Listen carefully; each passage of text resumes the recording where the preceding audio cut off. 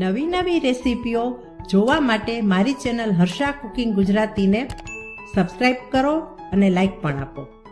Harsha cooking Gujarati ચેનલમાં આપનું સ્વાગત છે. આજે આપણે બનાવીશું પાણીપુરીનું પાણી. આ પાણીપુરીનું પાણી આપણે બંગાળી રીતથી બનાવીશું. તો ચાલો બનાવીએ બંગાળી પાણીપુરીનું પાણી.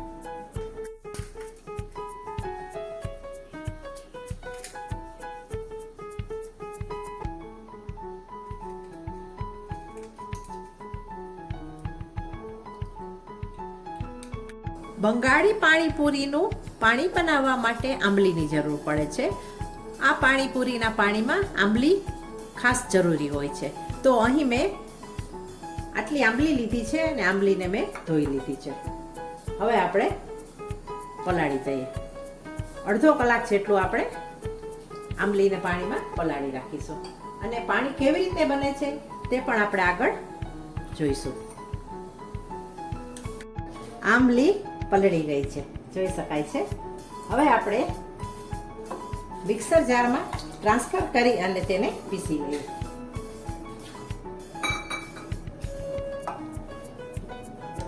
હવે આપણે આંબલીને ગાળી લઈએ. ગળણી લીધી છે, આ રીતે આપણે આંબલીના પાણીને ગાળી લઈએ.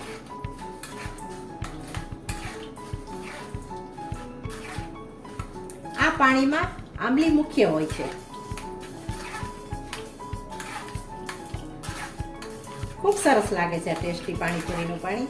અમારા ઘરમાં કાયમ આ જ પાણી બને છે પાણીપુરી માટે.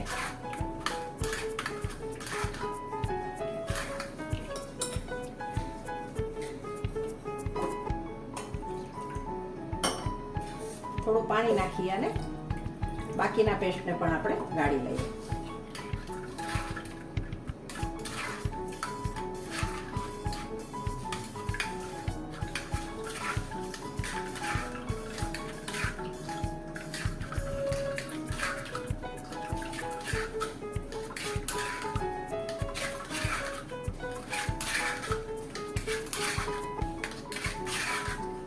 આ રીતે બધો રસો આપણે ગાળી લેશું અને ઉપર વધારાનો આંબલીનો કૂચો રહેશે તેને આપણે ફેંકી દઈશું.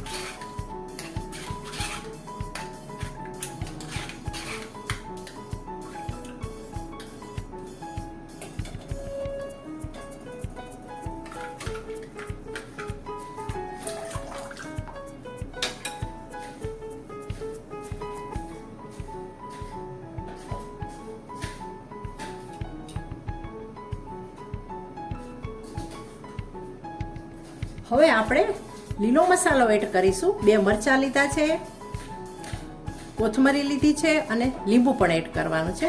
ત્રણેય વસ્તુને, લીંબુ સિવાયની બંને વસ્તુને આપણે ક્રશ કરી લઈએ. આંબલીના પાણીમાં આપણે મરચાં અને કોથમરીની પેસ્ટ ઉમેરી દઈએ.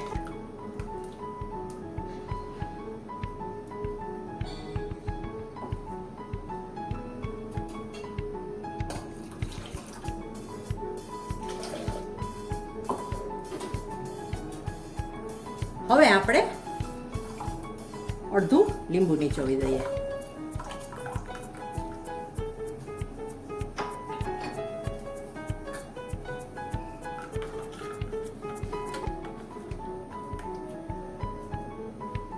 લીંબુ નીચોવ્યા પછી આપણે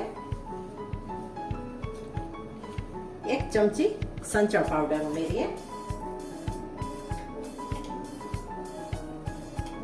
1 પિંચ શેકેલું જીરું અને 1 ટેબલ સ્પૂન આપણે જલજીરા મસાલો ઉમેરી દઈએ. બધું આપણે સારી રીતે મિક્સ કરી લઈએ. એકદમ ચટપટું અને ટેસ્ટી આ પાણી બન્યું છે.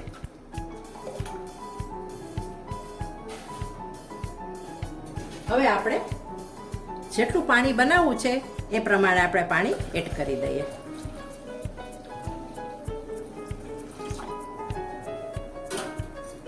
ફરીથી આપણે મિક્સ કરી લઈએ અને હવે જોઈ લઈએ કે કાંઈ સંચળ કે વધારે નાખવાની જરૂર છે ખારું કરવા માટે કે ખટાશનું, તો આપણે ઉમેરી દેવાનું.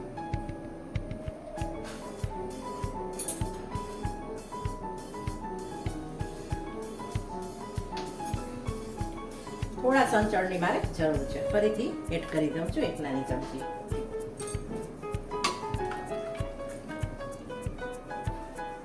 અને હવે એડ કરી દઈએ ઝીણી સમારેલી કોથમરી.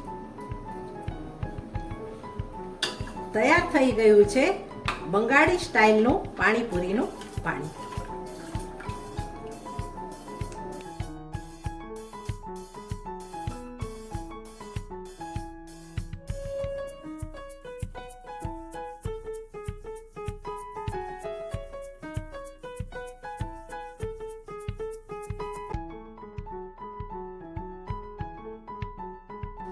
તૈયાર છે બંગાળી સ્ટાઇલમાં બનાવેલું પાણીપુરીનું પાણી અને તેની સાથે સર્વ કરેલી પૂરી, લીલી ડુંગળી ટમેટાનું કચુંબર અને ચણા અને બટેટાનો મસાલો.